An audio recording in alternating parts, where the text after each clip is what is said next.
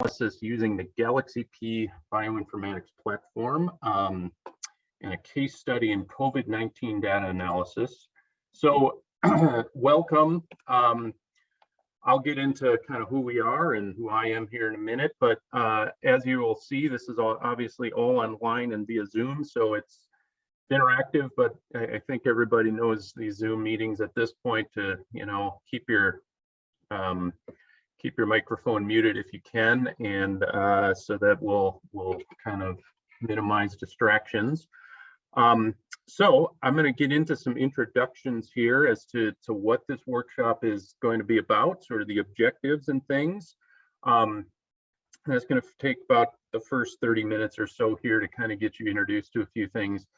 And then we're going to move on to actually some hands-on experience here. So just as a starting point, excuse me, a few of the overview and just the objectives of what this workshop is about. And I'm sure each of you comes to this with maybe a slightly different focus on what you're hoping to learn. But here's what we're hoping you get out of this. So it's an introduction to the Galaxy framework. So this platform for bioinformatics is sort of a solution for data analysis across some different omic domains. So some multi-omic focus. But our main sort of centering data type that you're going to see is on mass spectrometry based proteomics, and you'll kind of see how we're sort of trying to take informatics on that type of data, but then integrate it with some other types of data. You will get some hands-on experience, so that's really I'd say a main focus here.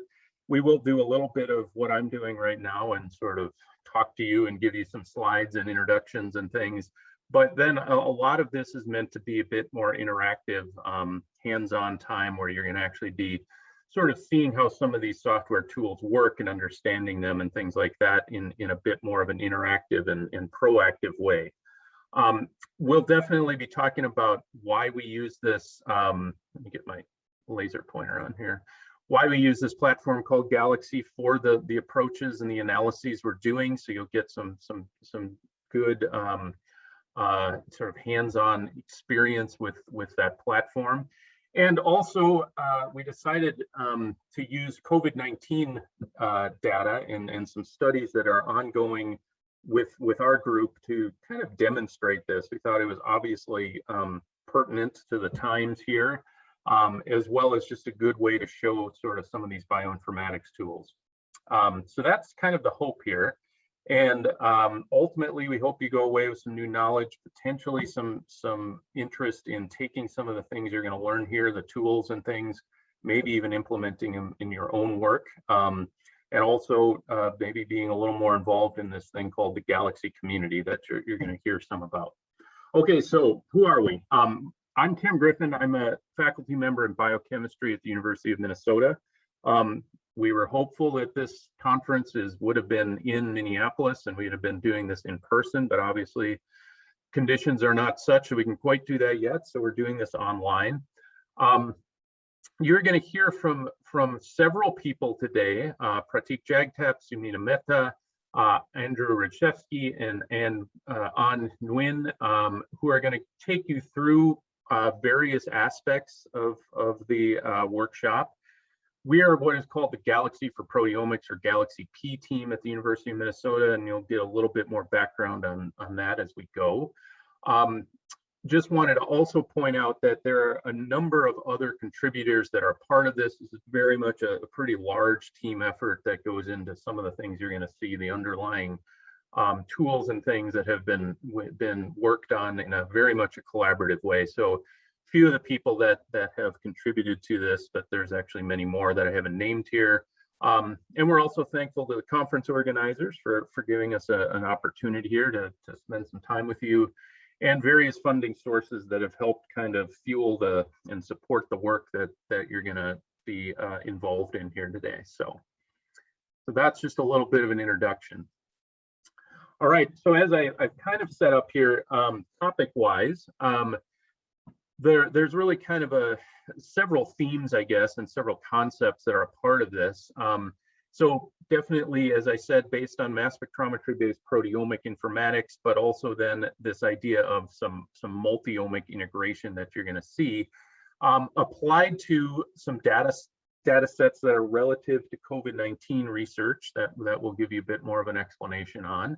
And then this is really the multi-omics kind of part of this, is that you're going to see a little bit about what we call metaproteomics, which in various manifestations brings in other things like metagenomic data and things with proteomic mass spectrometry based proteomics data. So you'll get at least a little flavor of sort of the varied tools and data types that are possible with this Galaxy platform and some of the things that we've been developing. So that's kind of the takeaway, is that you're going to get some basic understanding, and really the kind of the core feature to all of this is that we're using mass spectrometry as well as some other omic data on these different types of samples. And at the base of this, we're doing protein sequence analysis. This is really kind of the main piece of this that hopefully you come away with, and exactly how we do that. So my real job here at the start is to try to give you a bit of a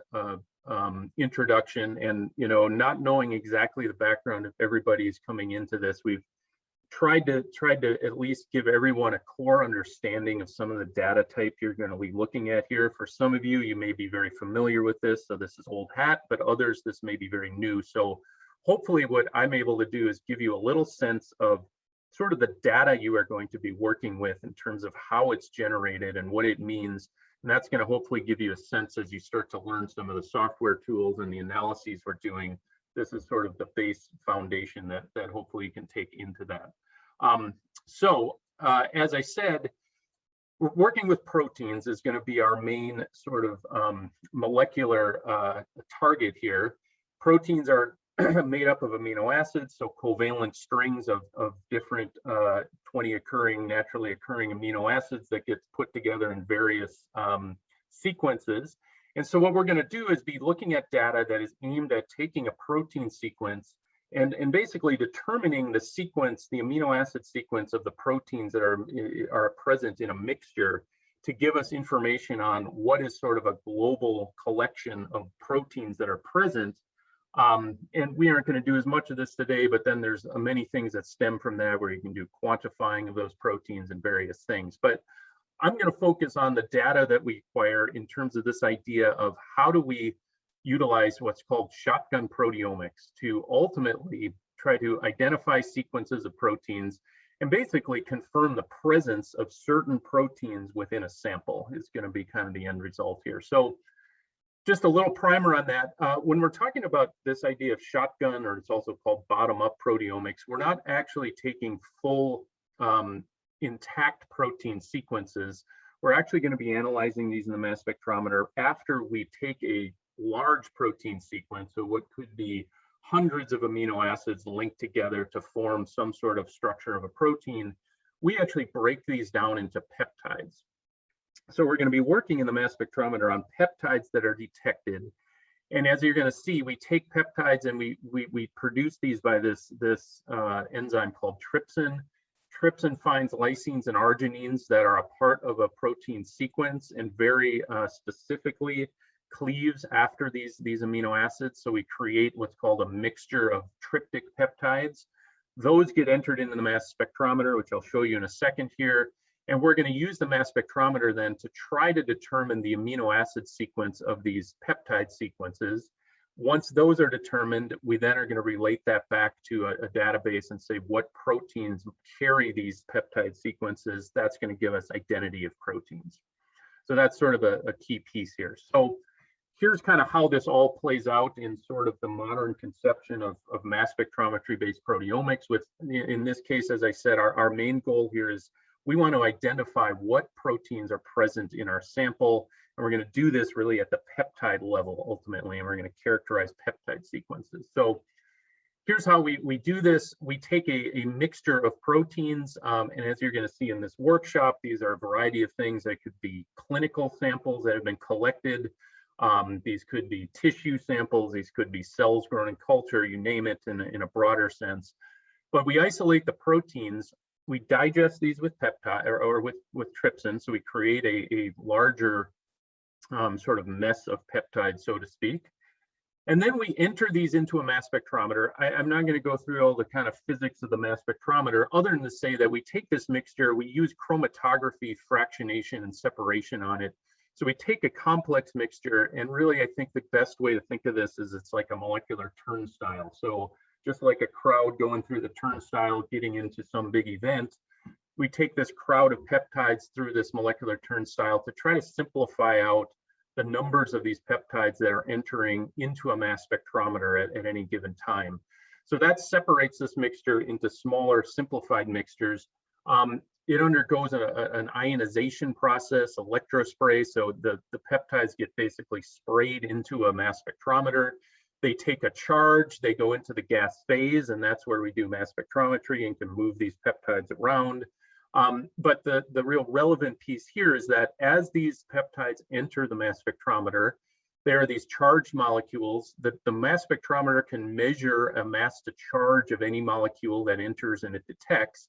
And it can also isolate these. So it will, at any given moment, see a lot of peptides entering the mass spectrometer. It records those. It then isolates one of those peptides by nature of its particular mass to charge value. And then it fragments it. So it collides it in a collision cell with inert gas. It causes along the peptide backbone this sequence of amino acids to break into smaller pieces. And then we detect the masses or the mass charge of these fragments. So this is what's called a tandem mass spectra, and this whole process is tandem mass spectrometry because we have detected peptides that are intact sequences. We've selected one, and now we've created what is basically a fingerprint of fragments that will be specific to the amino acid sequence that goes with this particular peptide. So we don't know what that sequence is, but we've now recorded this this signature of fragments that is reflective of that amino acid sequence. The mass spectrometer is extremely fast doing this, so it will grab a peptide and in tens of microseconds fragment it and detect it. And then it will go back and it will find the next peptide that is coming into the mass spectrometer, and it'll grab that and fragment it. So over time, it's collecting tens and tens of thousands of these spectra, these fragmentation spectra that go with these tens of thousands of peptides that are potentially in this starting mixture of proteins that have been digested. So what do we do with that? This is where it kind of comes into the data analysis piece. So we now have what we call these raw MS spectra, and how do we now annotate these? How do we put an amino acid sequence to these? The answer to that is through sequence database searching. So there is a variety of software out there, and some of which you're going to see today, with a protein sequence database, so known sequences of proteins, potentially predicted sequences of proteins, say from a genome or an RNA sequence. So some database of amino acid sequences that we think are the proteins that might be in our sample. The program then takes those sequences and matches, basically creates a theoretical sequence or fragmentation spectra that would go with all the sequences in this database, takes those that we've observed and tries to do more or less like a pattern matching. What sequence does our observed fragmentation spectrum match in this database? Going through some scoring and different things that happen, it will give an output that looks like this. So when you have a very nice spectra that cleanly matches to a peptide, you start to annotate these different peaks here with fragments of amino acids that belong to a larger peptide sequence that was fragmented. And therefore you can now get a N to C terminal amino acid sequence that belongs to the peptide that generated this fragmentation pattern.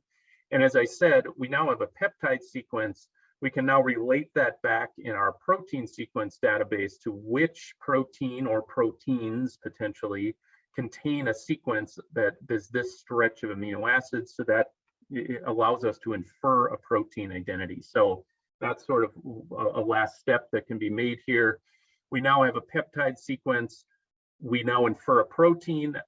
When you're trying to do protein identification using this approach, what you're hoping for is that not only do you find a single peptide that matches to an overall protein, a larger protein sequence, but you also find others. So again, if this protein is present in a reasonable abundance, you're hoping that trypsin will find different sites in this particular sequence to cut, and then you will identify those peptides that come out of this protein, and having multiple peptides that match to it will give you some more confidence that there's a protein that is present.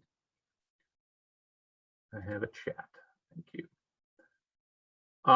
Yes, so we will, let me work on that. We will share the slides most likely afterwards. We've been basically trying to perfect them right up till time here. So you will get a copy of these at the end. Afterwards, we will make a link and make sure that everybody is able to come in and get to the slides. And thank you. I have a slide a little bit further down here, but I should have probably put that at the start. This is meant to be very much an interactive workshop, so please use chat and other things as we go here to ask questions, and we'll be trying to monitor that and answer your questions best we can in real time, but I will get there as well. You'll see some of those things. So that's sort of our primer for kind of the data types and what you're going to be dealing with here. And it'll get a little bit more complicated, especially as we start to kind of introduce some of these concepts of multi-omics and metaproteomics, which is looking at communities of organisms and things. So the kind of take home there is that this becomes a very bioinformatic heavy dependent type of approach, where we now have numerous different software tools, different types of data. We're trying to pull all this together and more or less create a workflow. So many different analysis steps, many times using different software pieces to ultimately go from starting raw data to some end result. So how do we do that? And really the reason we're providing this workshop today and standing here myself trying to introduce this is that we started to kind of encounter these types of problems a number of years ago. And part of my role at the university is I direct our mass spectrometry core facility. And through that, we were starting to get more and more projects that were a little more advanced, needed more than just a single software tool for really analysis and what we really wanted to do. So we started to kind of look for solutions to that. And the one that we at that time turned to was this platform called Galaxy. Some of you may be familiar, some of you may have used Galaxy, others perhaps completely not used Galaxy at all, and that's fine. So what Galaxy is and what it started as was really this sort of platform or bioinformatics environment where 15 or more years ago, the creators of Galaxy said, you know, we're seeing a lot of DNA sequencing tools. You know, this was kind of when genome sequencing was really starting to explode. And there's all these tools for raw data analysis and processing and visualization and all those pieces of this. And how do you start to make these tools available and usable in a real kind of integrated sense, as well as a way to kind of get this out to users that are more biological researchers, aren't necessarily programmers and software engineers, but just need tools to be used and do it in a real sensible and forward looking way. So they developed this platform called Galaxy. And it really has a number of features, as you're going to see today, that really were attractive to us and have really helped us in this work of being able to bring tools that may be standalone. So other groups have developed these as standalone tools, but really a unified place where you could bring these together, implement them into, say, multi-step workflows, and make these really go and be usable. As well as some things like engineering it towards bench scientists, so that there's a lot of ways you can train and making an interface and things that are usable. And so for us, we started to bring in proteomics tools at the time, and that was what kind of gave rise to this idea of Galaxy for Proteomics, or the Galaxy P project. And with the idea being that as we brought those tools in, we would also have this really nice suite of an active community of people who are also maintaining and contributing genomic transcriptomic tools as well. So really kind of had a lot of nice features for developing sort of multi-omic things. And really the other piece of this was that we didn't want to try to develop our own platform or redevelop or duplicate software tools that already had been developed and are very usable and valuable. So how can we pull all these together more in a collaborative way than a sort of competitive, let's make yet another sort of alternative analysis tool for others to use. So those are kind of the philosophical pieces. Just as a little support for what I just said, this is a bit of a slide that kind of shows you an overview of what Galaxy as kind of a platform and solution is. And it really is this environment wherein you pull in data, so you can bring in raw data sets of various types, have deployed and wrapped in this analysis tool. So these may be standalone tools that have been implemented into Galaxy so that Galaxy is able to run these tools. It could be customized software tools that perhaps our group or someone else has developed for Galaxy. Gives you that option, as well as then implementation on diverse compute resources. So this can be local, this can be on HPC, this can be in the cloud, various ways you can actually implement this. And it brings it really all together. And as I said, with a user interface, which you're going to see today, that is really kind of built to make it usable by bench scientists, as well as you can do things through the API, so programmatically and on a command line. So it definitely has more advanced features for those who are a bit more advanced data scientists or bioinformaticians. So that's kind of an overview of Galaxy. So what we're going to do now is I've given you kind of a bunch of intro information to you. I'm going to have you jump on, and we had sent out an email, and maybe you saw this, hopefully you did, but if not, it's okay. What we're going to have you do is go into this usegalaxy.eu site. So this is actually a public server. It's maintained in Europe that we're going to be using that houses the software and the data you're going to be analyzing today. To use it though, you need to go in and log in and register. So some of you may have hopefully done this already, where you can basically go and register. They want a username and or an email, and don't worry, they're not going to bombard you with a bunch of spam or anything if you put your email in. I've never gotten anything from Galaxy that way. But you need to basically sign up and have a password so that you can log into your account on this public server. So we're going to have everybody do that and just make sure we're all kind of up to speed there and registered.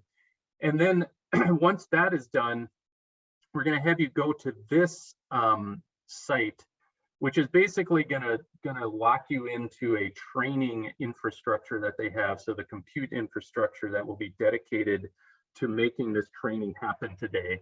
And once you do that, it'll give you the chance to then redirect yourself back to the Use Galaxy EU site. So we're just going to take a pause. I'm just going to stay right here and let you all do that. I'll keep my screen shared because I don't know, I could actually, let me do this. Let me put this into the chat. Oops, if I can get out of this.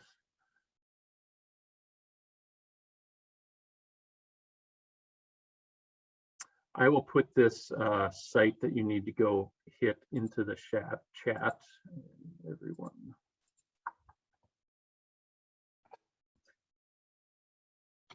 All right, so you should find that in the chat. So let's just take a minute to go to usegalaxy.eu, register, and then go to this site, and then go back to Use Galaxy EU, and we should all be good.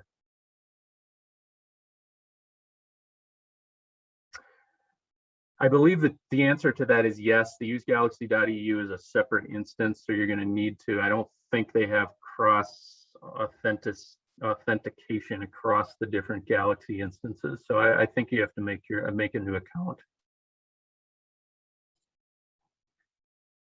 Let's see if I can.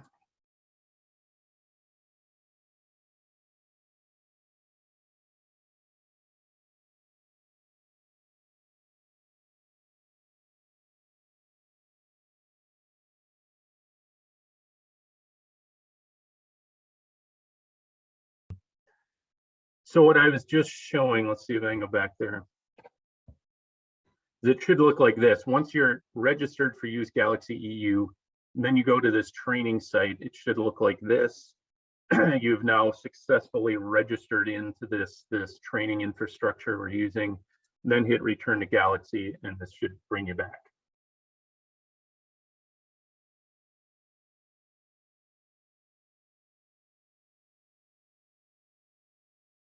So let me I'm gonna stop sharing for a minute. How are we doing? Do we have any issues with that, or are we pretty much good to go? Hopefully that's pretty straightforward. All right, excellent. I am going to go back to my slides. I just have a few more here as my intro, and then we will keep moving on. So let me share.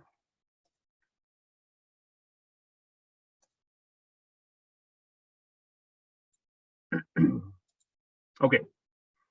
All right, so hopefully we're all good to go here. And truthfully, if you have issues, there'll be a little pause point later that you can get onto this too. Yes, Galaxy can work on HPC locally. And, you know, some of those questions as we go, you can certainly answer them. We're definitely going to have plenty of time at the end as well. If you've got general Galaxy questions and things along those lines, we will do our best to answer those too. So keep them coming. So just a couple of things primer-wise here. As you go, you're going to start to see this, and you'll get hands-on time this way. But the interface of Galaxy, it looks like this. So you're going to see, and this is not from the Galaxy EU site, so yours isn't going to look exactly like this, but the general layout will be. You're going to have tools on this side. You're going to have a center working pane and also an active history. So the tools are those that on the instance you are using are tools that have been wrapped into Galaxy and tested and are workable that you have sort of access to. There's the main viewing window, and as you're going to see, this is where you can set up parameters, start workflows, look at data, lots of different things. And then there's also a history, and this is basically a running archived record of any analysis that you're doing. So let me see if I can get my pointer back. Here we go. So just a couple of things that about Galaxy that are also, I think, very beneficial and nice features is the tools that you're going to be using today. So the software, each different software tool that has some analytical objective, some type of data it analyzes. The way that they are made available is through a Galaxy toolshed. So it has different categories, including proteomics, where people have wrapped in tools to Galaxy, they've tested them, and then basically published them, made them publicly available so that these can be downloaded and added into your local Galaxy instance, or as you're going to be working on some of these public Galaxy instances that are also available. So the toolshed is one way that the actual software can get shared. The other piece of this that I've already kind of started to allude to that we think is a really nice feature and is very useful is this idea of workflows and history. So you're going to see this kind of in detail as you go. The idea here is workflows are taking this from, say, a single software tool that has an input and some output to making sort of sequentially integrated workflows that use multiple software tools where one takes in a certain input and gives out a certain output. That output then becomes the input for the next software tool, and on down the line. And you're going to see how that kind of works in these analyses where you have lots of different software tools, but you can more or less automate a pretty sophisticated workflow and multi-step analysis with this idea of workflows. So the workflows are just the tools and the parameters that can be set as sort of a default in each of those tools, and then saved and shared. But the history, as I kind of alluded to, is a little bit more than that. It's actually the workflow, but it also is a record then of all the data that's been produced, whether it's intermediate data, the input data, the end results of the workflow as well, that gets saved within your account on any given Galaxy instance, and really are a record of what you've done. So a really nice sort of feature of being able to go back and see every step that happened debug something if a software tool didn't work, all those types of things. So those will be a couple of things that are going to be main features for you to kind of, you're going to learn about in a bit more depth today. And the other piece that I think was very much forward thinking with the Galaxy community and the initial developers is that you have the ability to, once you have, say, saved a workflow with all those parameters and all those things that you've optimized, or you've run a history where you've run that workflow and you now have data and results, those can ultimately be shared. So you can share these with, say, other users that are also a part of the same Galaxy instance that you use. So you can swap back and forth workflows, you can modify them and customize them and then share them with somebody else. You can also actually export these so that as long as the other Galaxy instance has the same tools, those can be uploaded into another Galaxy instance and potentially used as well. So a really nice feature, and you're going to see that we're going to be sharing histories and workflows with you that are already pre-built that are going to help kind of move this workshop along. And as you've already seen, the other piece of this is the Galaxy community has had a lot of intention in how do you make tools available, how do you give people access, basically. So we're using what's called this usegalaxy.star network. We're using part of that, the usegalaxy.eu. There is a usegalaxy.org, which is a US-based instance. There's an Australian one, and then many other instances around the world. But there's definitely these public gateways in, and you're going to see some of this. This is the proteomics sort of portal that's part of usegalaxy.eu. As well as through that, there's been this Covid19 data analysis portal that's been set up through the Use Galaxy EU.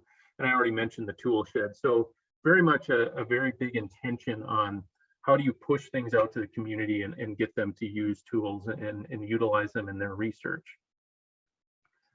Okay, so that kind of takes me up to the end of what I have prepared.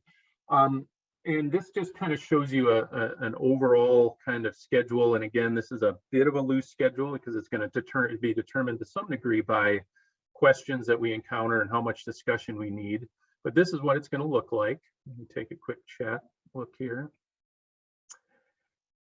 Not all of the tools are available in all of the Galaxy hubs, right? So yeah, that's probably true. In theory, all of the tools that are in the Galaxy tool shed should be available, though, to be pulled into any other instance. So to some degree, it may just be that some of the public instances, they just haven't, pulled in the tools from the tool shed. They do it sort of on demand. So in theory, they are all available for any Galaxy hub. May or may not be immediately available, may take a little bit of work to get them implemented and tested, but that would be my answer. So here's the schedule. I'm going to give way to Pratik Jagtap, who's going to kind of take you through a little bit more background about specifically the sort of COVID-19 data you're going to be working with. And then after that, we're going to get into some of the hands-on. We're going to break you actually into some groups, and I'll send some more information on that and have you jump on the actual Galaxy EU server, do some data analysis and look at some results, and then pull everybody back and kind of walk you through some of those things and some of the tools. And this is roughly, when we think we'll be sort of ending, but we'll see how it goes. And at that point, we'll definitely be just available to talk and discuss and answer more questions. And as I said, the idea here is this is training, so please ask questions as they come up. Probably the chat is the best way to throw something in there, and we'll be trying to watch that and make sure we don't miss questions as we go, as well as we'll be kind of live interacting. So that's where we're at. I'm going to stop sharing my screen.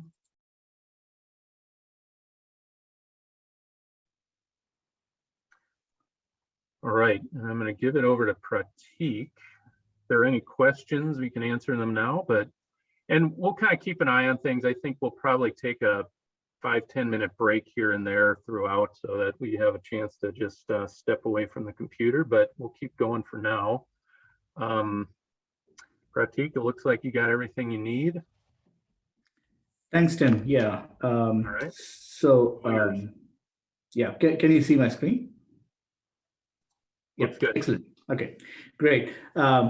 As Tim mentioned before, if there are any questions, feel free to send them into the chat, or we'll also have a session where we'll during the breaks between these sessions we can also take some questions.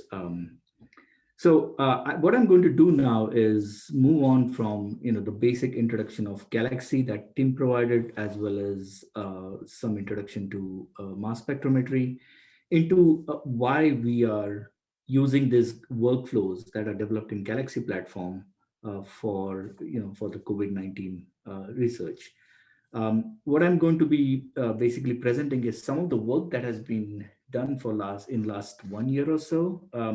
And I'm just basically going to highlight some of the detection methods that were used in the early part of the pandemic, but also continue to be used right now. So I'm sure some of you have either know about it or even have gone through some of these tests. So there is the nucleic acid detection test, wherein they either take your nasal swab sample or your salivary sample, and then extract RNA from it, convert it to DNA, and then using a polymerase chain reaction using SARS-CoV-2 specific primers, you basically can detect whether that particular RNA is present in your sample or not. And that's most of the times the first test that's used to detect whether you have any infection or not, or you've been infected or not. And generally, this is the severity of the infection is determined by number of cycle times. So if you have a lower number of cycle times, that means you have a higher load of the virus, and so on and so forth. So at least gives you some idea about what's whether you are infected or not. And this can be also monitored as you if you get better through this, if has the viral load decreased or not. The other method that has been used is antibody tests. So the idea would be to determine whether a few months after you have got infected, and if you were asymptomatic, to even go and see if there are antibodies against this virus that are present in your body. I mean, it could be either you are asymptomatic or you had some symptoms, but we're not sure whether you had COVID that time or not. The idea is also maybe to find out what's your immunity status in terms of antibodies that can encounter this virus in case you get infected. So these are the two tests that have been used in various forms for the last 1 year. Obviously, in the last few months, the focus has now changed to vaccination, so that once you get vaccinated, obviously your antibody levels would go up in 2 doses if you're using certain vaccines, or just 1 dose if you're using the J&J vaccine. So what researchers started looking into was, apart from these methods, and I'll kind of come to why having an alternative method is important, especially with the new strains developing right now, was last spring or so, when COVID-19 was a pretty new phenomenon that was kind of going across the world. Researchers also started looking into using mass spectrometry as an approach. And the reason for that was, instead of looking at whether the RNA was present, which was a pretty good sign that you were infected, it was also to see whether there were proteins that were expressed by this RNA virus, which means whether the cells had been breached by this virus, and then you were kind of already starting to produce some of the proteins, or they had already started growing in your body. So for that, these were a few methods that were recommended, and some researchers started using these. And this was basically kind of done all over the world. So you can see here some data sets from gargling solutions. So basically patients were given gargling samples, or saline solutions to gargle, and then when they were collected, they were analyzed for whether COVID peptides or SARS-CoV-2 peptides were present in the sample. There were nasopharyngeal swabs, and as well as respiratory tract samples. And then in some cases, especially from very early part, from the disease originated, they also had some bronchoalveolar lavage fluid samples from patients who had severe COVID symptoms, and also in some cases lung samples from some of the patients who had died from this disease. There is also some data available from gut microbiome. So as you can see, from all over the world, as well as different parts of the body, there were samples that were available and they were subjected to mass spectrometry research. And then there were also some cell culture samples that were grown. And the idea here was to kind of understand how, as the virus infected human cells, or in this case, viral cell lines, you could kind of track how the infection and the growth, as well as various life stages of this virus takes place, and maybe even to get slightly more amount of protein or more amount, a better coverage of the SARS-CoV-2 proteome, so that one could look at the various stages of this disease, or at least a disease or the life cycle of this virus. So there were multiple data sets available. So these are clinical samples, as I described earlier, coming from various parts of the body, especially the upper respiratory tract. And then there were cell culture samples.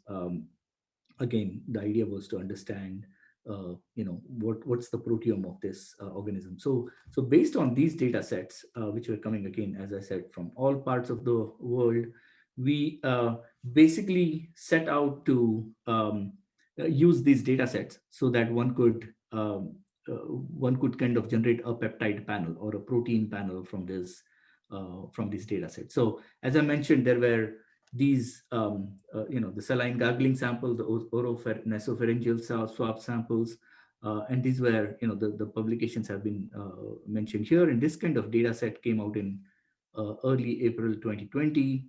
There was another publication that came out, which basically just looked at the genome sequence and then predicted proteins and peptides that could be amenable to a mass spectrometry analysis. And there were some in silico tools or predicted tools that were used to kind of predict that these peptides would be useful either for diagnosis or even as vaccine candidates. So we kind of decided to use these peptides as well, because these were early studies that were coming out. And then lastly, we also looked at some cell culture samples, because we wanted to increase the repertoire of the peptides or the proteome that these particular this virus can express. So using all these three kinds of data sets, the clinical data sets, theoretical peptide data sets or in silico data sets, and as well as cell culture data sets, what we did was we used some database search workflows. So the idea was to take these data sets or the mass spectrometry data from these data sets, match it against both human proteome as well as the SARS-CoV-2 proteome, the viral proteome, and then try to determine which peptides are expressed in these samples, right? So this basically gave us a pretty good coverage of the proteome coming from this, or the viral proteome as such. And then once we had this list of peptides, what we did was we generated a peptide panel with some peptides that we were confident that these were getting expressed and were coming from the virus. And from this, we generated what was almost 639 peptides from COVID-19 samples. And we used these peptides to find out whether these were present in other clinical samples. So we kind of use this peptide panel as a way to ask a question that, these are the 639 peptides that we have. Is there an evidence for these peptides, this SARS-CoV-2 peptides, to be present in my sample? And what it does is it kind of gives a more a direct query analysis wherein you can find out if there is a good evidence for this particular peptide to be present or not. And in the hands-on training, you will kind of go through this and understand this process a little better. And then basically based on this analysis, and this work was done by Andrew as well as Subina. Basically, this figure shows you, the outer circle shows you the entire proteome of the SARS-CoV-2 virus. And So these are, each of these basically represent an open reading frame or a protein that's expressed by that virus. And the parts here, the second circle basically shows you which of these parts of these protein, and here each line here represents a peptide, are actually expressed or are the ones that we could identify in our analysis. And if you so this entire second circle here, second outermost circle, basically represents the 639 peptides that we generated as a peptide panel, right? The third one basically is a circle which shows us the this proteins that were expressed in the clinical samples. So these are the proteins coming only from the clinical samples. And the next one, where the next circle is basically a circle which shows us proteins that were exclusively present in cell culture samples. And the last leaf here, which is basically 4 peptides, are the peptides that we found most consistently to be expressed, and that came from the nucleocapsid portion of the proteome. These were basically the peptides that were detected most consistently in most of the clinical samples. So we kind of suggest that these could be 4 peptides could be used as a way to detect, whether this particular any particular sample has got this SARS-CoV-2 infection or not. So, so that's kind of about detecting SARS-CoV-2 or the coronavirus peptides in samples. But we also use this, the samples that we had, some of the clinical samples that we had, to ask a question which went beyond just asking whether there was, SARS-CoV-2 infection or not. In fact, let me go one more step back. Most of the studies that were carried out or have been carried out have been on 2 levels. One is looking at what's the host response to a particular, to this viral infection event. Secondly, it's also to look at how or what proteins in these particular viruses express.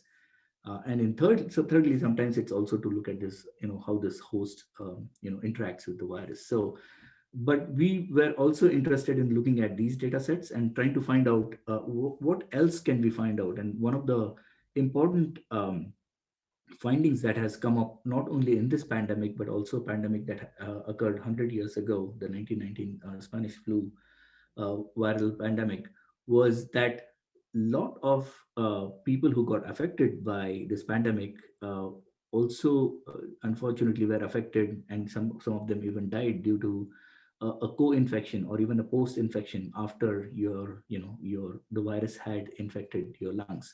And the reason for that could be either those you already have these other bacteria present in your in your system, and somehow they get activated because your immune system as well as your lung is partially weakened. Sometimes you might actually get it when you are if a particular person is admitted or hospitalized. Thirdly, it could also be a result of a post operative condition of the patient, wherein again due to compromised immunity, there are some other bacteria or viruses that might infect this this particular patient. So we wanted to look at whether there is any evidence for presence of other bacteria in these samples. So just wanted to kind of this slide just wanted to highlight the fact that co-infection is sometimes, at least at the beginning of pandemic, kind of an overlooked part of diagnosis. But as the pandemic progresses, it becomes quite clear that these particular it's very important to have to have a look at that particular status of the patient, so that one can diagnose and also have treatment and hopefully save save that particular patient.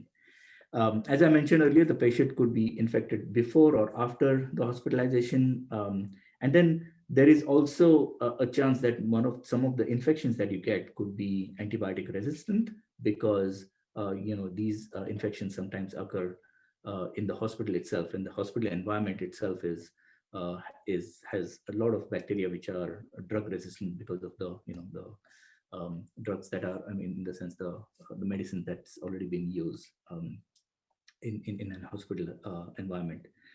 So and you know, sometimes you could use molecular methods, but in most of the microbiological laboratories tend to use culture-based methods, and that sometimes takes a long time to detect what kind of what kind of infection is present. So we thought using this molecular methods such as mass spectrometry might be helpful to determine what's the co-infection status of a patient.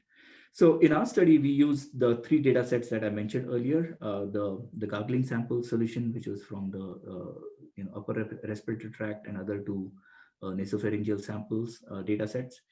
And from that, we actually found that at least 3 of these bacteria were present in were detected in COVID positive samples.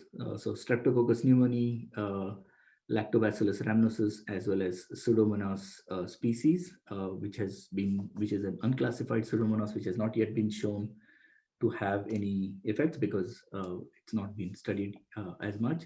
And we also identified some Pseudomonas montelli and Acinetobacter ursinii, which are other pathogens that were in COVID negative samples. So again, this workflow as well as study was published at the beginning of this year. And we are actually continuing to look at other samples as well to find some evidence for these bacteria or other bacteria to be present in samples. So based on all of this research, both reanalyzing the clinical sample data sets or cell culture data sets, as well as looking at the co-infection status, we actually have a website which I would, if you are interested in looking at the workflows or some of the study that we have done, you can go to the link there. Basically has Galaxy workflows that are available for analysis of COVID-19 mass spectrometry data sets. And using this, we could detect as many as 639 peptides over the entire SARS-CoV-2 proteome. And metaproteomics analysis has also shown presence of some co-infecting organisms, microorganisms. And the methods that we have used, the workflow that we have used is kind of, we continue to use it for more data sets that are coming up, coming to us, unfortunately, from some places wherein there is a re-emergence of, this pandemic and is facing 2nd or 3rd wave of infections. So again, all of this is published. I mean, this manuscript that Andrew Raczewski was part of, or it was the one who wrote this manuscript. That manuscript just got accepted for publication in Clinical Proteomics, but it's the earlier version of it is also available to medRxiv, and the co-infection status manuscript is also available via this link.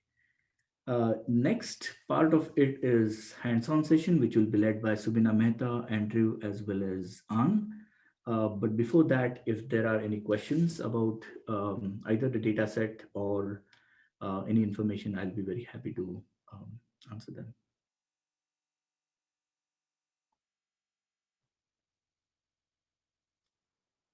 Okay, yeah, so there were some questions about number of clinical data sets. So we have actually, yeah, so as Subina answered, we have 7 clinical data sets. We are also actively working with some groups in India as well as in Brazil to look at some samples that have been collected in the latest wave that they are going through.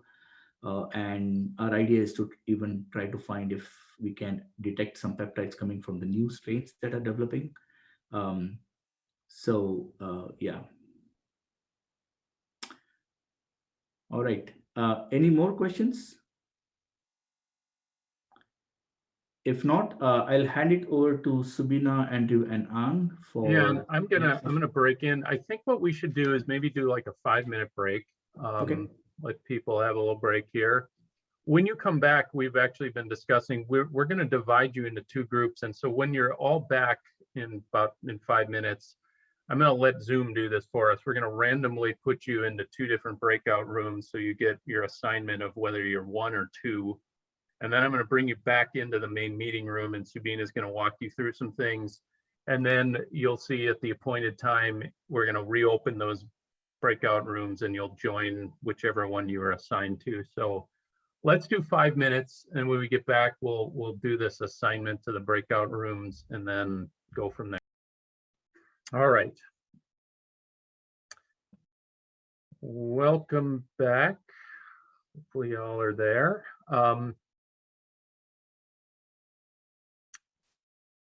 I am going to, right now, what I'm going to do is have Zoom create 2 breakout rooms that will randomly assign you to one of them. So for a few minutes, you'll get assigned into a breakout room, go into that breakout room, and all we're going to ask you to do at this point is remember the number, whether you're breakout room number 1 or breakout room number 2.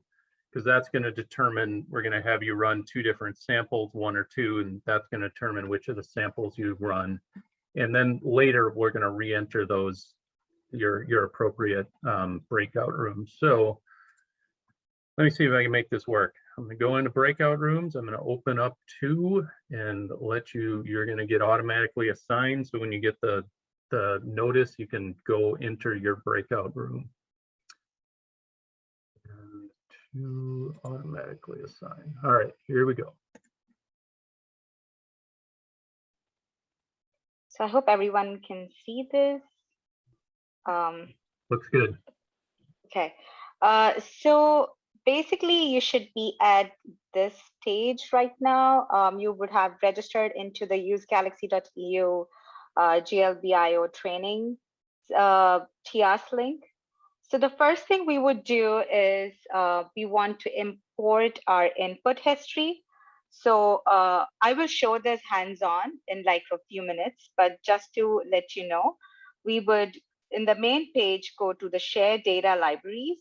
And in the history section, we would be importing the GLBIO inputs.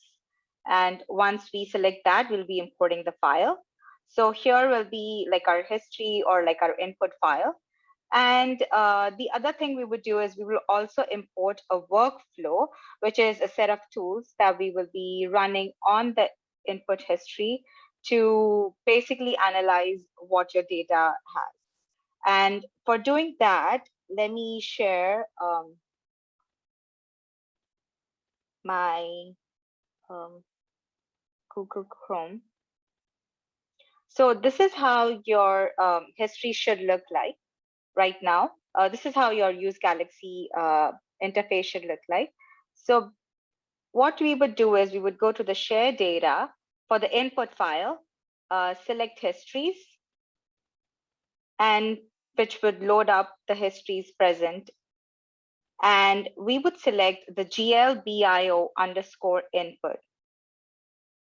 If you are not understanding or if you have any questions, please, you can ask in the chat.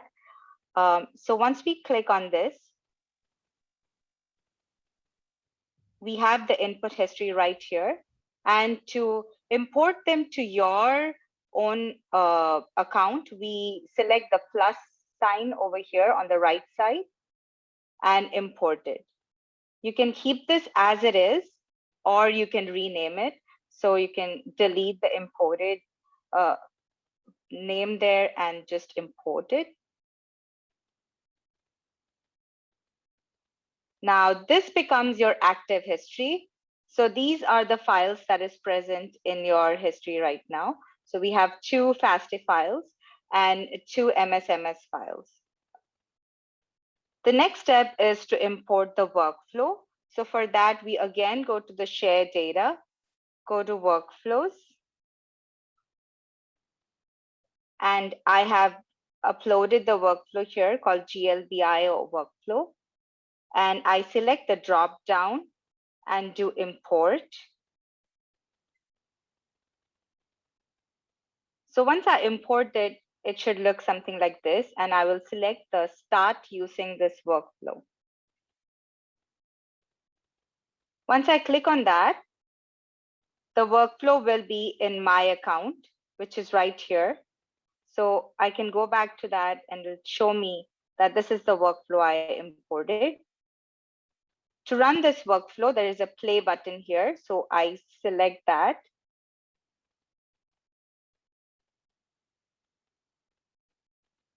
The first input it is asking is the FASTA. So these are the three inputs that you need to run our workflow.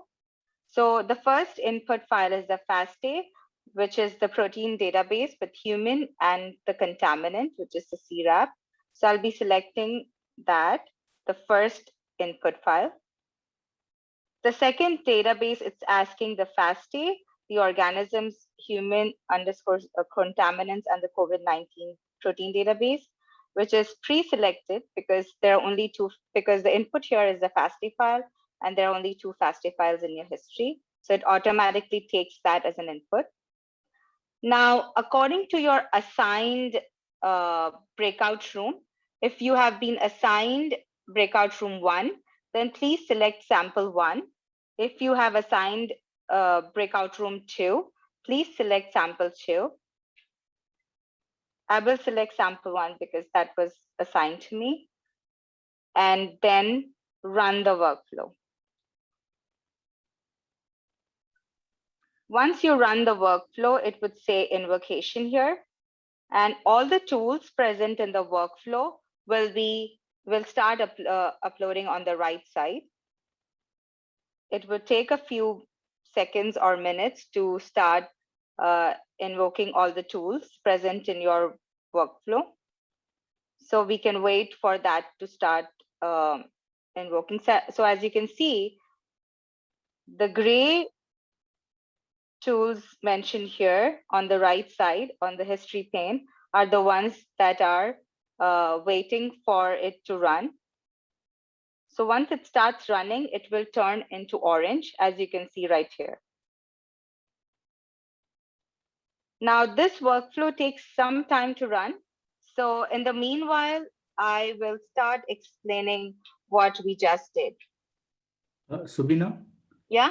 I think this would be a good time to ask if everybody has got their input histories as well as have started the workflow.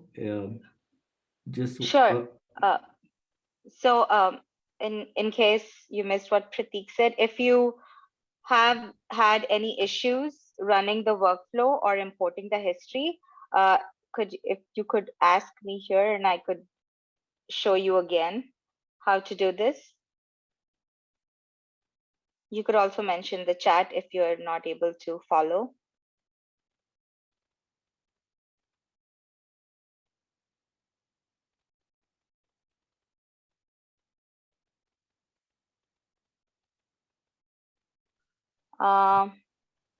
Looks like there was an error for. Yeah, if you get this error, could you please rerun it?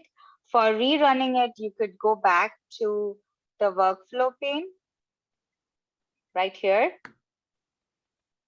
and then run it again and see if you have provided the right inputs. Like the first has to be the human and the contaminant. The second has to be the organism, human and CRAP and COVID-19. The third has to be your input file, which is the sample 1 or sample 2. So yes, as Subina mentioned, the title of the file is the same as the file input. The input file, yeah. Yeah. So if just see that these match, the MGF file obviously is either 1 or 2, depending upon which room you have been assigned to. But just ensure that that's the case, and then you can run the workflow. Did anybody else have the same error or a similar error or have any issues?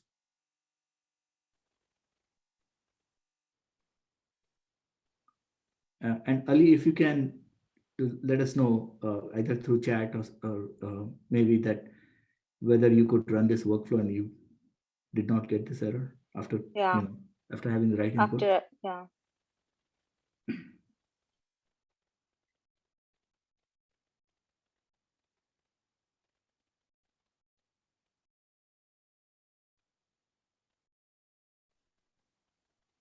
Yeah. Okay, so Michelle had a Galaxy Q jobs graph popped up for me. Is that supposed to happen? Sometimes it's just a pop-up. Usually it doesn't, but so is it in the center pane?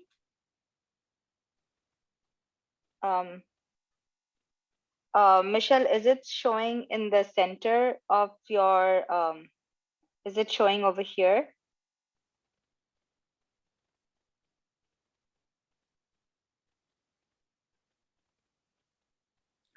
Michelle, the other question is your history getting those gray? Okay, so it was where the error message was.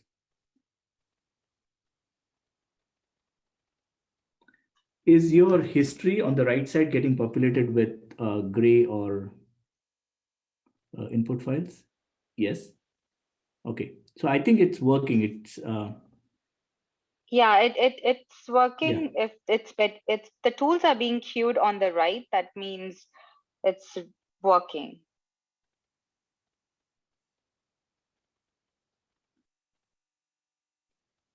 Do you have until the data set number 32 on your right? Queued up, like the tools are queued up until data set number 32? So Michelle says yes. Okay. And so then it's queued. Okay. Yeah, so most of them, unless you have a, I mean, if you have a, if you've not followed how to put in the input files as well as workflow or how to start the workflow, let us know. But looks like most of you have those 32. If you do not, let us know, and then we can continue to the next step if everybody is there.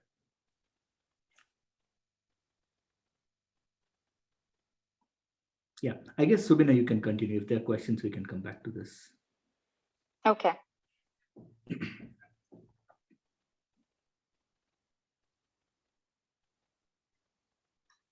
Okay, so wait, Kayla is saying administrator error and she's going to retry. Is that the same error as invocation scheduling failed or? Yes. Yeah. So, Subina, do you want to just repeat?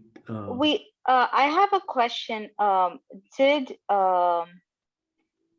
Ali's second time running one passed or did it not pass again? Same error? Oh. Did you log in through the GLBIO training?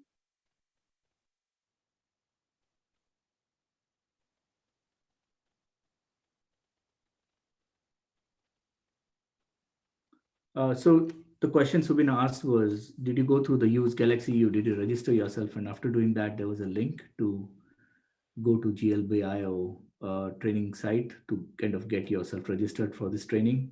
And once you do that, you could come back to use Galaxy. Did you do that?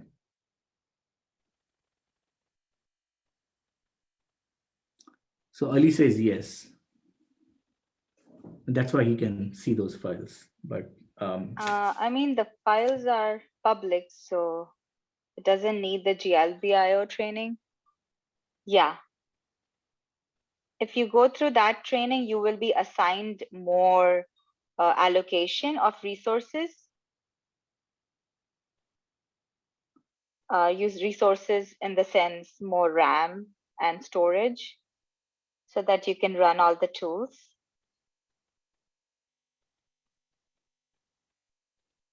Thank you. So Ali is going to try it again. Okay, thanks, Ali. Also, Kayla, if you could try it again.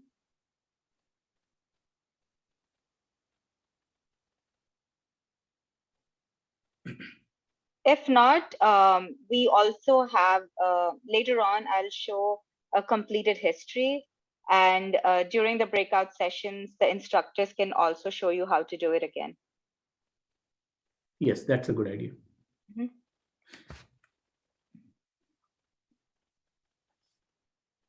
So should I continue? Yeah, I think you can go on, Subina. Okay.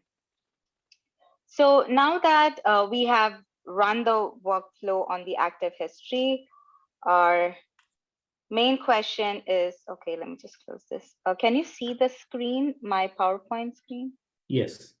Okay. So the question is to determine the presence of COVID-19 or any other peptides using the Galaxy platform. Basic information on the data set we are using. So the data set we are using is from a group which performed quantitative proteomic analysis on oro and nasopharyngeal swab samples from patients who had come for COVID-19 diagnosis. So the data would have positive as well as negative samples. And our main goal is to see the presence of COVID-19 in the samples, as well as to determine if there are any co-infecting species present in our sample. Now, the workflow that we just ran looks like this. So don't be alarmed when you're looking at the workflow. It looks like a lot of tools in here, but it does have a few database searching tools. Our input files, our database searching tools, a few taxonomic annotation tools, validation tools, and a lot of tools here are mostly text manipulation tools, which helps us connect each of these tools together to make it compatible to each other. Here is a basic workflow diagram of our analytical workflow. I will be explaining, or not just me, Andrew, Ann, and myself will be going through each of these tools later on during our breakout room session. But I just wanted to give you a basic overview of what the workflow is all about. So for running this workflow, as I mentioned a few minutes ago, we need a database. The database we have contains the human protein sequence database, a contaminant database, and a COVID-19 sequence database. We search our MSMS data against the database using the search query peptide checker combo.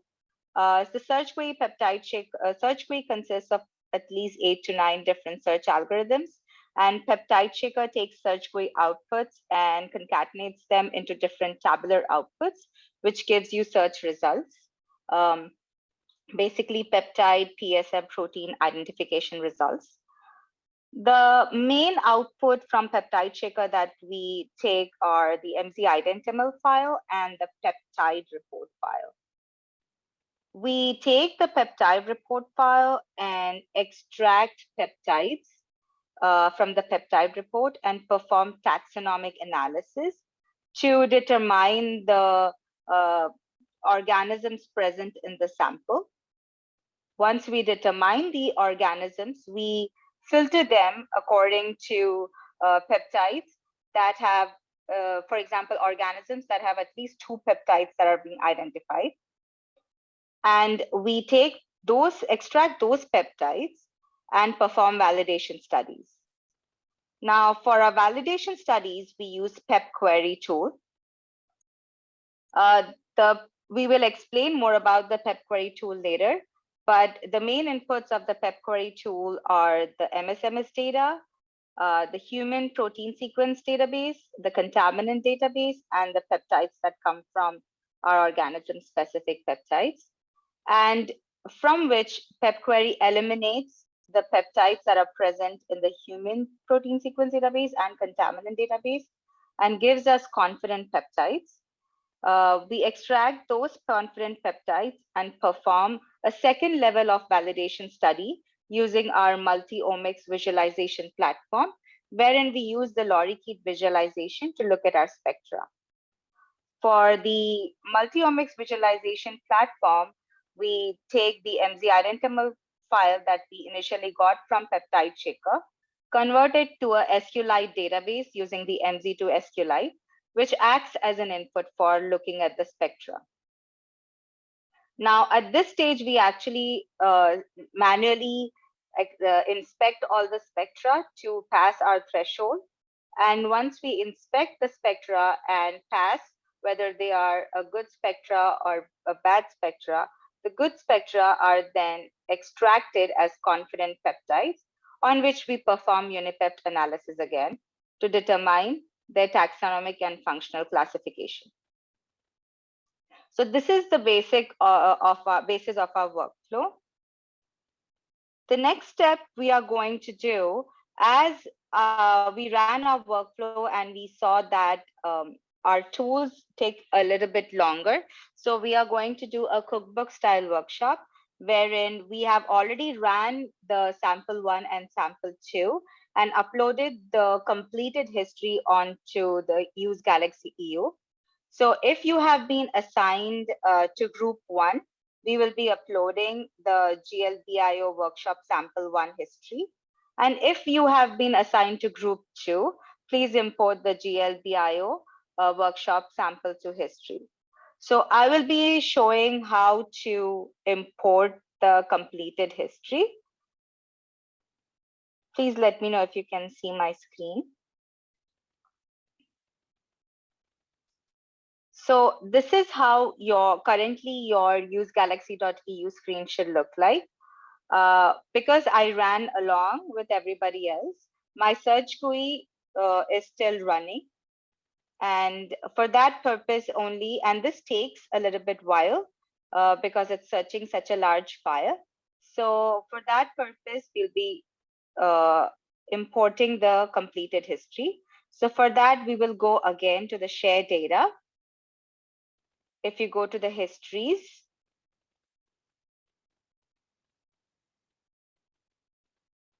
and we will look for the GLBIO workshop sample 1 or sample 2.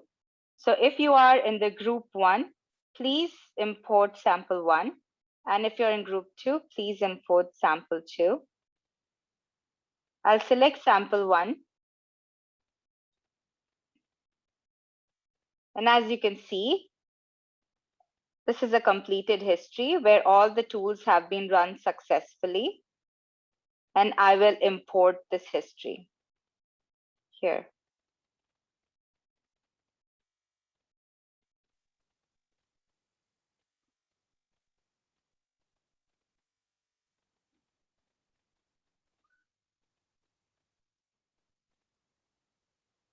So this should be the completed history in your list. And here, I think we can take a 2-minute break to make sure that everybody has imported their history and then break out into different rooms, wherein we'll be explaining more about each and every tool output. Thanks, Alina. Yeah, just let us know if anybody's having issues, but hopefully that was pretty straightforward to pull in your appropriate completed history. Yeah, if not, I can show it again, how to import the completed history. Please let me know in the chat. I can demonstrate that again.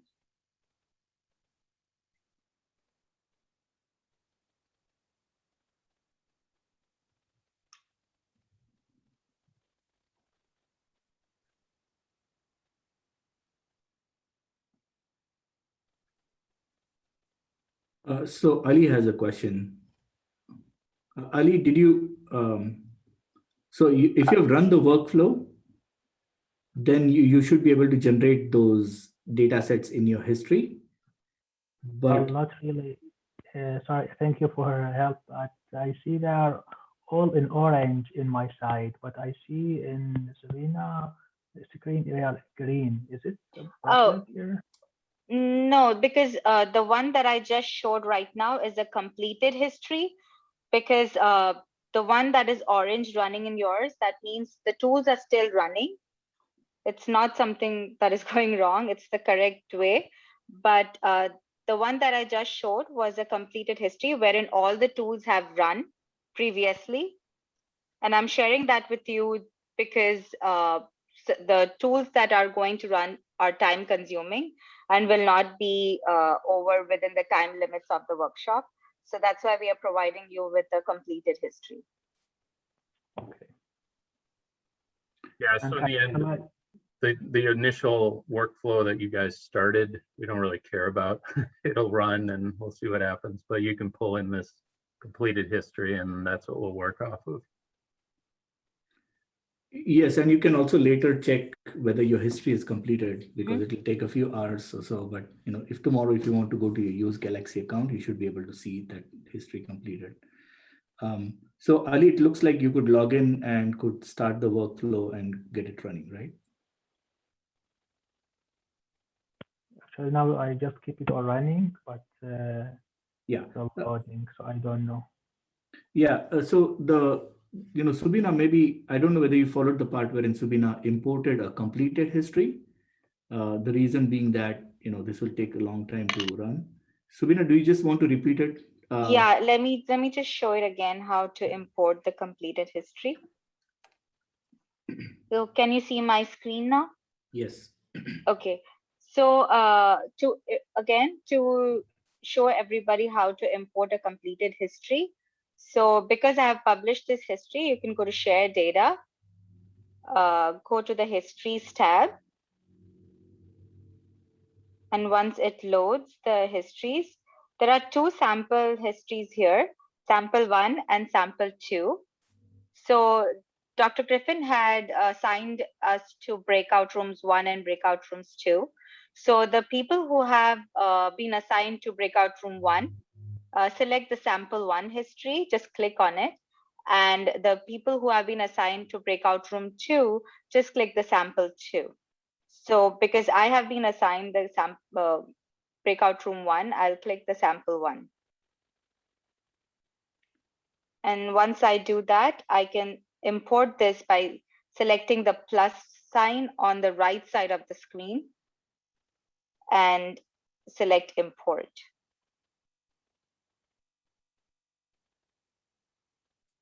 So yeah, Evan had a question. Yeah, I just answered it. Answered it. Okay. Yeah. So go ahead and Evan, go with breakout room number 1 and import sample number 1. Okay, I might need to be assigned to the breakout room or something. I'm not sure how to join it. So there's I can do that when it's time to do it. I'll open them up and you can just join. Thank you. Number 1.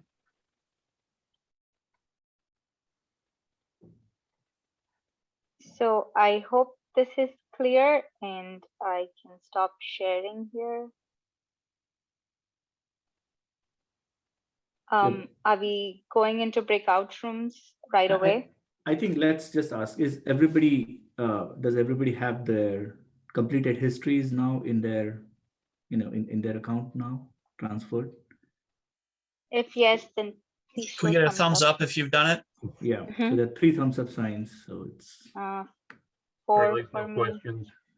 Yeah, so looks like we are okay. If you're not, I think some of the things will get repeated in the breakout rooms if you have questions.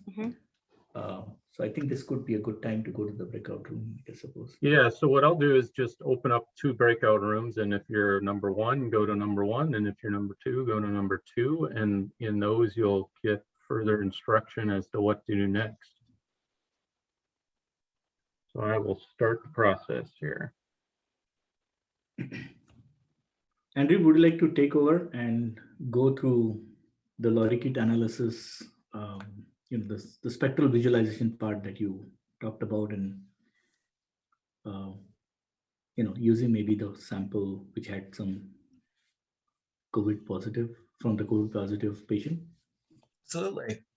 Yeah. So in the breakout rooms, we alluded to that the second half of validation for this workflow is manual evaluation using the lorikeet tool in the multi-omic visualization platform. So essentially what we do, and we'll go through how to do this in a bit, is we can use those MZ to SQLite files and sort of manually look at them using lorikeet and decide for ourselves as to whether or not these peptides are valid or not. All you need for that is, again, the MZ SQL converted file and list of peptides that you're interested in. Once they're in there, the first thing you'll do is sort of look at the NY ions, which represent sort of the fragments that happen along the peptide backbone, and that are essentially what we care about and what are detected in one of these experiments. So a good example would be in these, these are vector that came from the lorikeet viewer, The red ones represent the Y ions in both these cases, and the B ions, the blue ones represent the B ions. And what we want to see is whether the signal of these peaks here are at least 3 times higher than these sort of background noise peaks that aren't assigned to anything. If they aren't, we will reject that as being a spectrum of inadequate quality. And if they are, we'll go on to the next thing, which is we have consecutive B and Y ion series.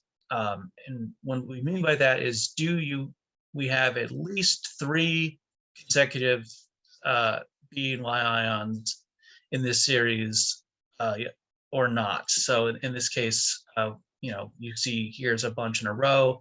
I'll run one right after another. And the reason we want that is because these spectra here are essentially sort of fingerprints for these peptides, right? And the more, when you're forensically, the more lines and grooves you have that match your fingerprint on file, the more confident you are in that match. In this case, the more B and Y ions that you have in the series, the more the peptide they'll cover, and the better that match is.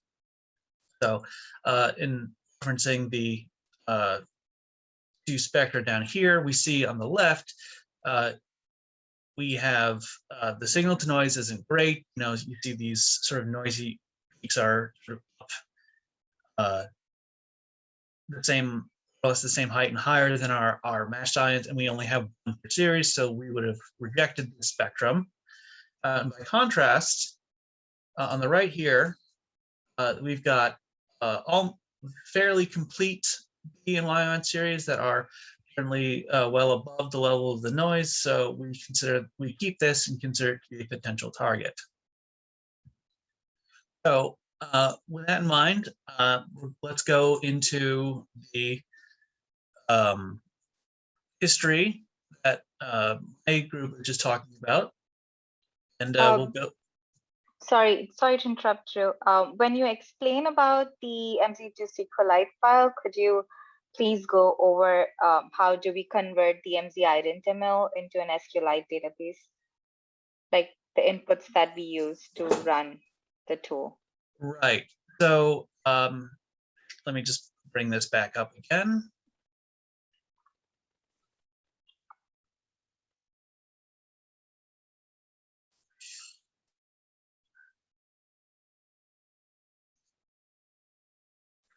Right. So here, back to our analytical workflow. When we run our search GUI peptide shaker, we get our various outputs from peptide shaker. And one of them is this MZ ident.ml file generated by peptide shaker. This then goes through this MZ to SQLite node, and that produces the file that goes into MVP and is analyzed in LoRaKey. So let me just jump into the Galaxy history to show you what I mean. Can everybody see my Galaxy screen here? So these are the sort of files we were talking about before in both breakout session. This peptide shaker on 5 MZ ident.ml file, this is what we were just talking about. This is what's going to go into the MZ to SQLite tool to generate the file that we need. And this, sorry, I just lost it. And this is the result of that conversion. So in order to go through our data, which I encourage you all to do this along with me, I think breakout group 1, it should also be 12. At any rate, the file should start with this MZ to SQLite on 4 and 6, something like that. This is that file, and all we're going to do is you're going to click on it, and it'll expand it to give you this row of icons here, and you're going to click on visualize this data. All right, and it should give you a screen like this, where you see editor and you see MVP application. Just click on MVP application, and it'll show us what we need to run this. All right, everyone with me so far? So theoretically, we could, it'll give us, we've got this list of 1 to 10 of over 12,000 entries. So we could, if we had a lot of time on our hands, go through each of these and gauge the quality of them one by one. But we don't need to do that. So instead, we're going to just care about specific peptides that our workflow is chosen. And those correspond to, I believe, it's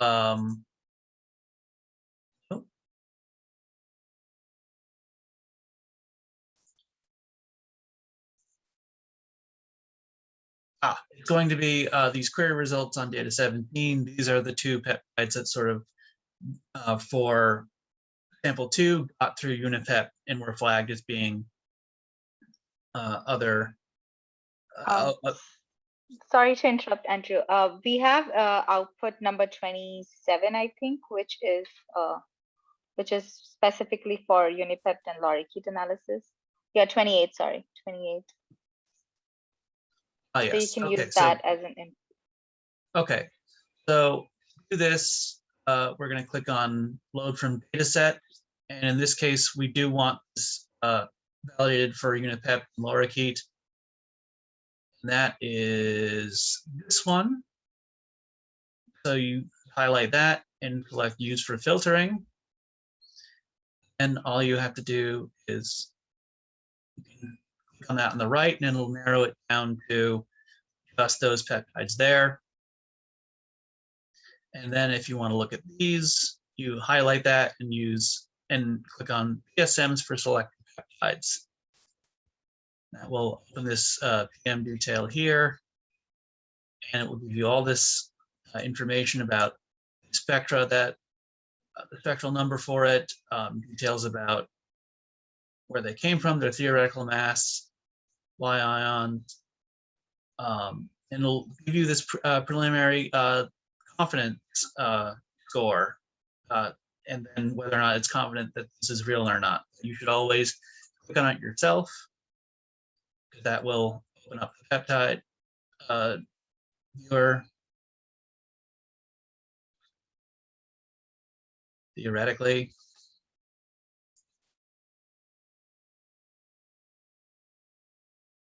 Okay. I can share that, Andrew, if you want. I can do that on sample 1 because Okay. sample 2 had only 1 peptide, so we'll do that on sample 2. Sample 1. Right. If you can unshare, I can share the screen. Thank you.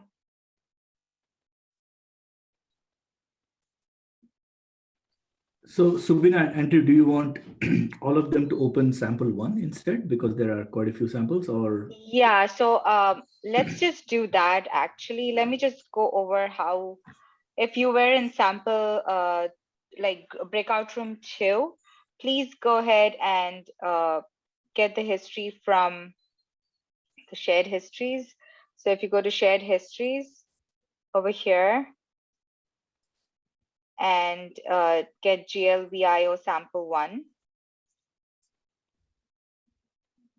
and import the history. So if you select import there and import it, so that will become your active history. So both the breakout room 1 and 2 members should have GLBIO workshop sample 1 as their active history right now. yeah, so breakout 1 has already done that. Breakout 2 might have to do that. The group 2 might have to do that. If you all have successfully done it, please let us know before me continuing.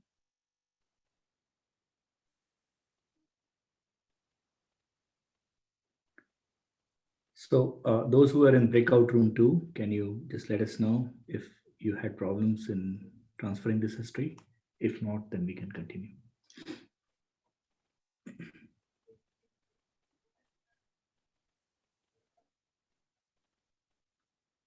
All right, nobody has mentioned that they had any problems, so I guess we can continue, Subina. Okay, yeah, so I'll continue from where Andrew had started. So MC to SQLite will be the input file for running MVP. If you select the graph icon here to visualize, so just select on that, and it should open two options: manual editor, which is basically a SQLite editor, and our MVP platform. So if you click on that. And this is on data set 10, right? For MZ to SQLite. Yes, Yeah. data set 10. Okay. Thank you. So for this, let me hide the other so that we can have a full screen view. So as Andrew mentioned, because there are so many different entries in this file, we would just load the peptides that we extracted or validated after pep query. So I would select that and use it for filtering. So if you would see here, I have two pages of filtered output because the positive or the sample one had a lot more validated peptides compared to sample two. So I'll just select one of those, and once I select, all the peptide lists should be shown here. I can show 10 entries or I can show up to 100. So if I show up to 100, all the 51 entries in the page one would be displayed here, as you can see. So what I will do is I will randomly select a peptide here, and I would like to look at the spectra of that peptide. So I'll click on the PSM for selected peptide. Once I select that, it will give me the information about that particular peptide, like the spectrum title. It'll tell me the peptide Shaker score, the confidence, the TIC value, whether it's confident, whether the peptide is good or not. So all those information will be given. Then the next thing I'll do is I'll select that particular peptide. And once I select it, it'll give me the spectra associated with that peptide. So this is what the lorikeet visualization looks like. So first we see whether the signal to noise ratio of manually inspect whether signal to noise ratio passes at least 3 times to the noise level. So here I think everything's like overlapping. So so you could either at this stage accept the peptide, or you could reject the peptide. But even if I choose to accept the peptide, as Andrew already mentioned before, we chose only those peptides which match at least 3 consecutive B and Y ions. So on the right side, you can see the B and Y ions present in it, and it does have consecutive 3 B ions, but according to our criteria, it does not have consecutive Y ions. So we would probably go ahead and reject it. If others had different opinions, please let me know. So that's how we look at the spectra. I can also give you a different example. So if I click on that particular PSM that I want to look at, that particular peptide, so I select that. Now, once I select that, it'll be shown in my peptide protein viewer list. And this is also giving me the information about that particular peptide. And I will select that particular peptide, and it should come up like this. Andrew, do you want to go ahead and explain this spectra? Right. Thanks, Savina. This one is actually a peptide that we've seen a lot in other samples. Unfortunately, I think just because of our own rules for consistency, we would probably reject this instance of it, just because while the peaks are well above the background noise, we don't have those complete series here, which is just as important, if not more so. Thanks, Drew. So that's how we examined each of the spectra that we just saw.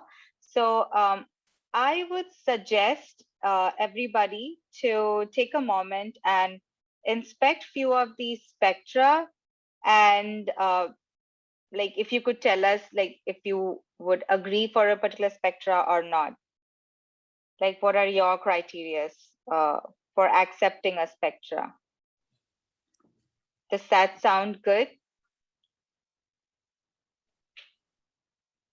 And if you come into any issues, let us know. We can take you through this process again.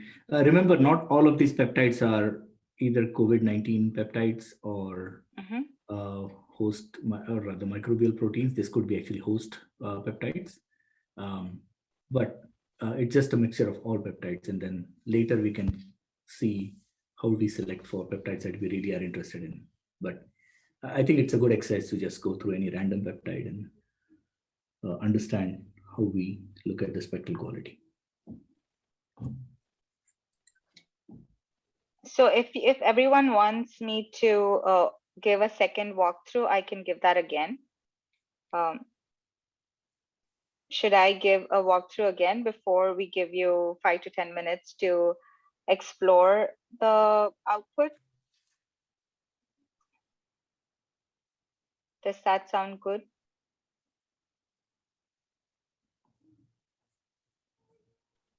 Yeah, Evan says yes. Or maybe one more shot through it and then. Okay. Yeah, I unfortunately cannot see the response from anybody. Yeah. So yeah, let's go through this again. So the dataset number 10 is the input file for the multi-omics visualization platform, which is right here. So what I would do is I will select the visualize this data icon, which looks like a bar graph, and I'll click on that. And it should give me two options, which is the MVP application and the manual text editor. This one is basically for editing the SQLite database, but the MVP application is our platform that we use for visualization. So we click on that. Once we click on that, it should load the entire SQLite database. And our first criteria is to extract the peptides that were essentially the dataset number 27, which was filtered for lorikeet analysis. These are validated peptides from PepQuery. So we will click on load from Galaxy and search for the PepQuery validated peptides for Unipept and lorikeet analysis. So we'll select that. Once you select that, it should be gray in color, and then check on use for filtering. Once that happens, now because the list of peptides in my MZ2 SQLite file and the validated peptides are a lot, because this has 51 lines. That means 51 peptides. So it is divided into two different pages, page 1 and page 2.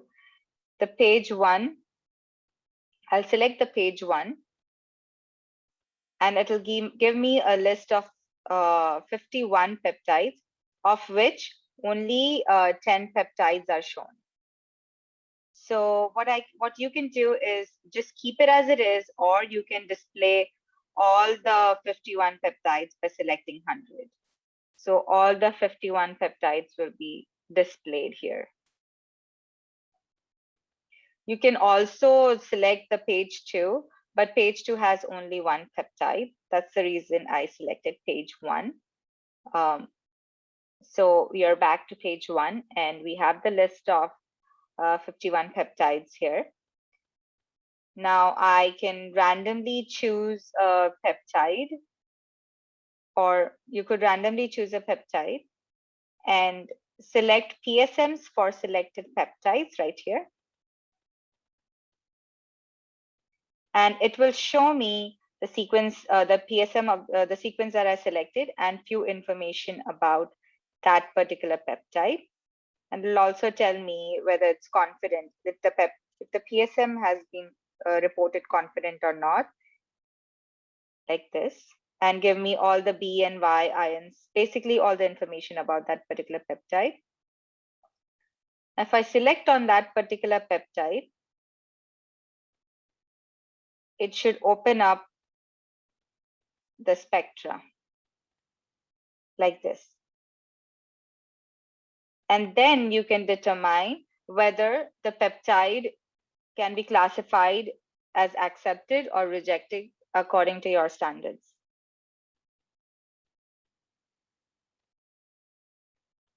So I think we would go ahead and give you 5 to 10 minutes to analyze few of the peptides, and you can manually try the MVP application to inspect the lorikeet spectra. And please ask us questions if you have any issues going on.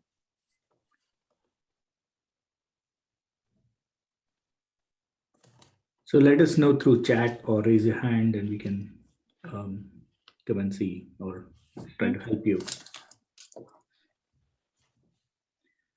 Subina, later, do you plan to show a good quality spectrum as well? Or Yeah. okay. Yeah.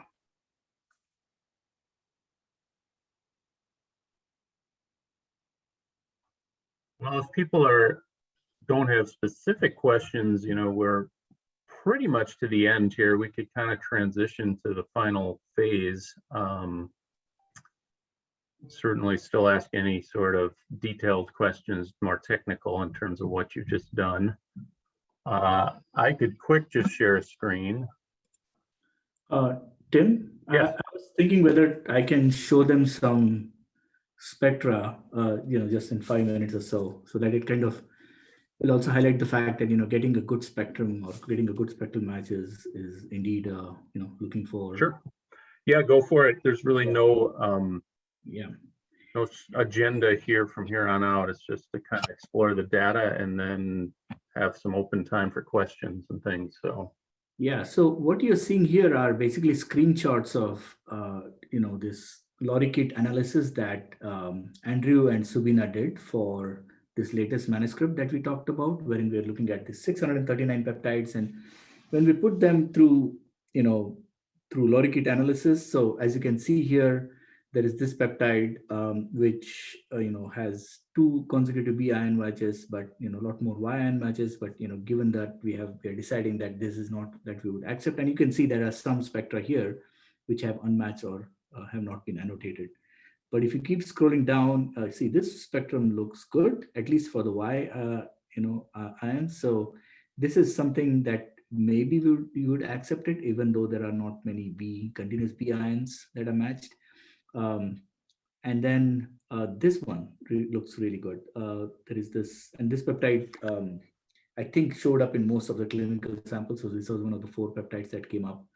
And you can see there are many B ions which are continuous B and Y. And one thing that you can also do is you can kind of play around with these switches here on the left side, not here, but on your in your lorikeet Galaxy platform.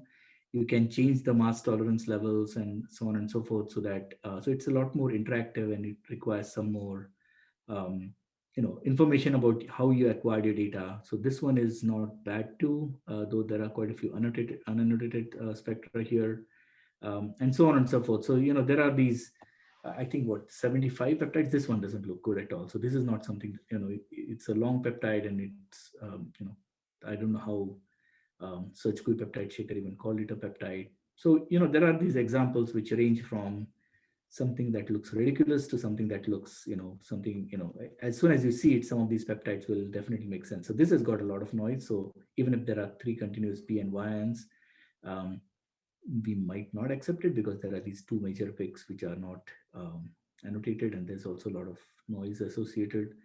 You know, so there are, you know, it's kind of, you know, you have to kind of decide the criteria. So slide that Andrew, I think, shared at the beginning of this session, you know, what are the criteria that you want to have 3 continuous P and Y ions, the signal to noise ratio, and other things. So yeah, and this is basically a supplement if you are interested in the second paper that was just accepted. So you can go and have a look at them. This one looks good. And then some of these were analyzed through PDB viewer, which is part of PepQuery tool, while the ones that you see that we were looking at earlier, these ones are from lorikeet analysis. So yeah, I mean, just wanted to kind of highlight the range of spectral matches. Even if it says it's a confident peptide, you might actually have to go back and look at the spectral quality.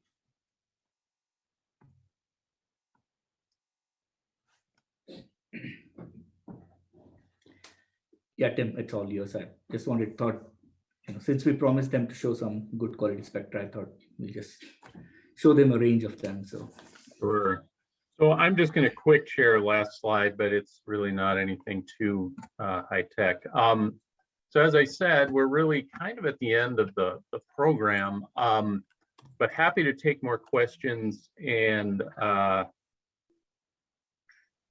just added a couple of links here at the end. What we'll try to do is figure out how we can follow up and send out sort of a link to the slides we used, if that's helpful to everyone, so that you'll be able to get access to these slides. But yeah, we were going to just kind of keep it open-ended here on general questions. Also, a little bit about where the work that you kind of walked through here, where does this go? I could just share that, in terms of the COVID-19 emphasis of this work, one thing that the work that we've done in these two papers and what you kind of replicated here was trying to do is try to define the actual peptides in these, especially in these clinical samples, that would either be specific and very specific to COVID-19 to be used as sort of a diagnostic marker, but also then these co-infecting organisms potentially that could also be sort of diagnostic peptides that map to a certain organism.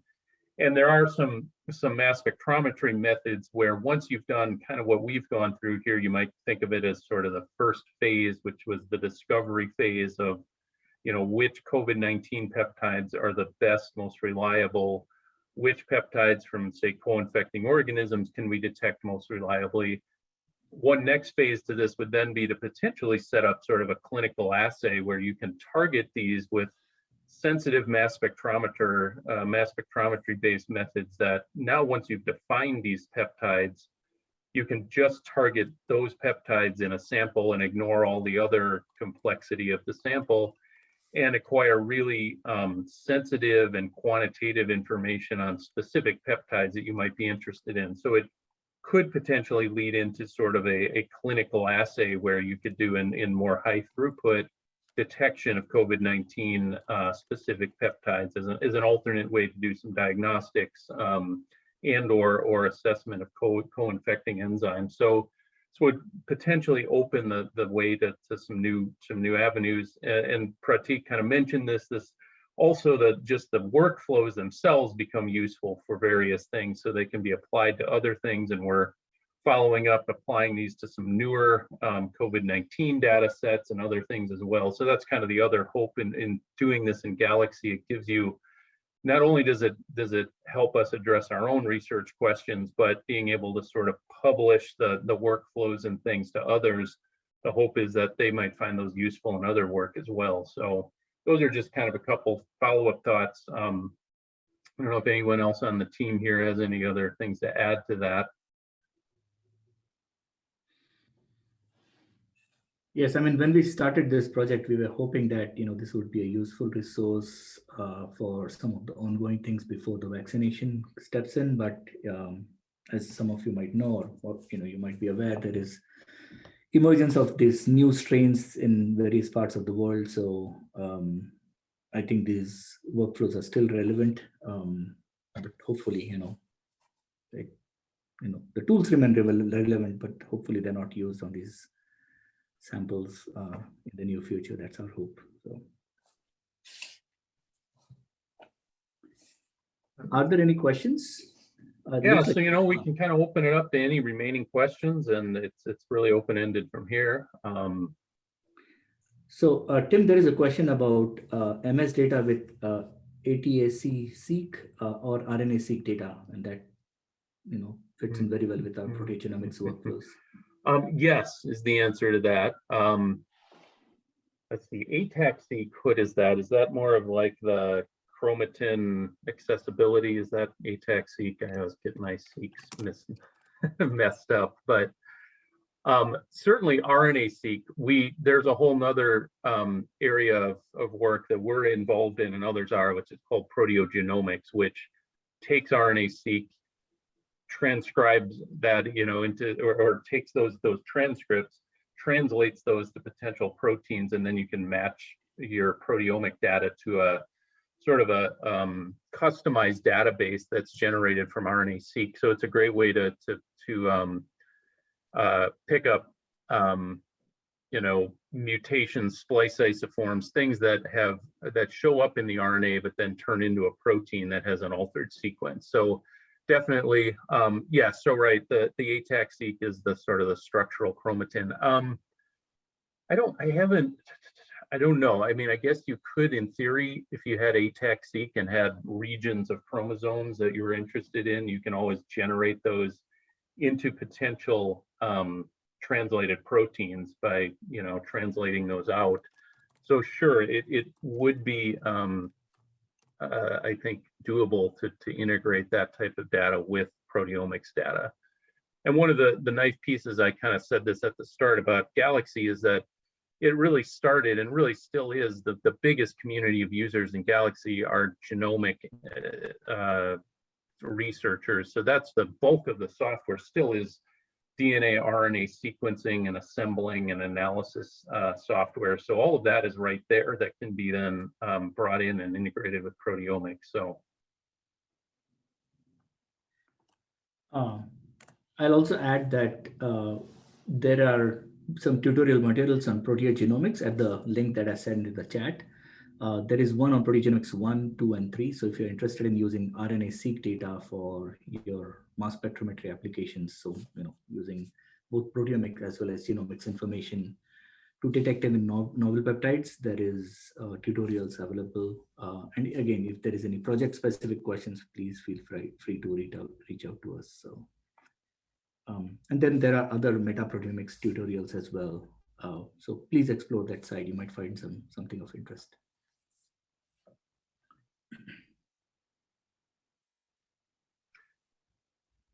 yeah, and I'll just add, the hope here is that you've learned a few things, and maybe there's a way that as your research progresses and your requirements progress, you may kind of come back around to taking a look at Galaxy and potentially some of the things we've developed. So we are definitely always there to contact and lend some support and assistance and consultation, if nothing else, if you have follow-up questions. So definitely don't feel shy about reaching out to us at any point.